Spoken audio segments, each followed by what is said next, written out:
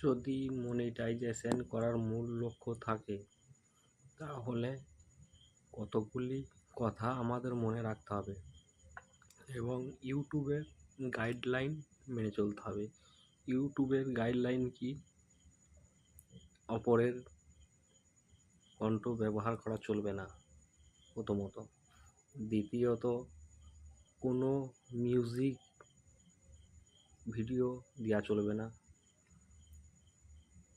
তৃতীয়ত, কোনো সিনেমা থেকে কোনো অংশ কেটে বা ক্লিপ করে মাঝে ঢুকিয়ে দেওয়া চলবে না। এই রকম কিছু আবার অন্যের ডেসক্রিপশন বা টাইটেল অনেকে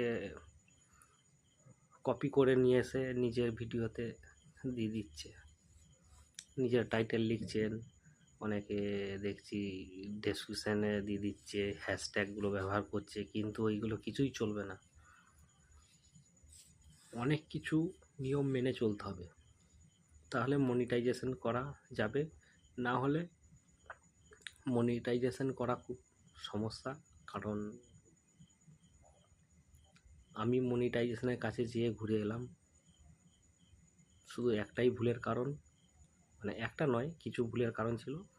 যেমন অন্যের ভিডিও আওয়াজ কিছু, কেমন আমি কমেডির ভিডিও করেছিলাম, মানে নিজের আওয়াজে নয়, অন্যের কণ্ঠে নকল করে করেছিলাম, তার জন্য কিছু প্রবলেম হয়েছে। এবং কিছু সিনেমার ক্লিপ করে ডায়লগ, গান, তাদের অভিনয় দিয়ে ভিডিও করেছিলাম, তার জন্য প্রবলেম হয়েছে। আচ্ছা, আবার কিছু কিছু ইফেক্টেরও প্রবলেম আছে। এইসব গাইডলাইন্সগুলো মেনে চললে মনিটাইজেশন হবে। মনিটাইজেশনের মূল একটাই শর্ত, যেটা আমি দেখে বুঝতে পারছি, যে একদম নিজের অরিজিনাল কণ্ঠে কিছু করা। যদি অপরের ছবি তোলা হয় তাহলে নিজেকে প্রেজেন্ট থাকতে হবে। যদি অন্য কিছু হয়তো হাট বাজার লোকজন দেখাচ্ছেন, সামনে নিজেকে প্রেজেন্ট থাকতে হবে, নিজের ভয়েস ছাড়তে হবে। এইটাই হচ্ছে আসল মূল লক্ষ্য। তাহলে এতে কপিরাইট বা কোনো প্রবলেম আসবে না।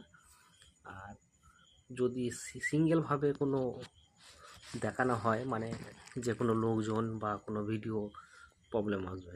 নিজেকে প্রেজেন্ট থাকলে, নিজের ভয়েস ছাড়লে কোনো প্রবলেম আসবে না। আর অরিজিনালটাই ভালো। ইনস্টাগ্রামে ইউটিউবের গাইডলাইন্স, ইনস্টাগ্রাম, ফেসবুক সবেরই একই কন্ডিশন।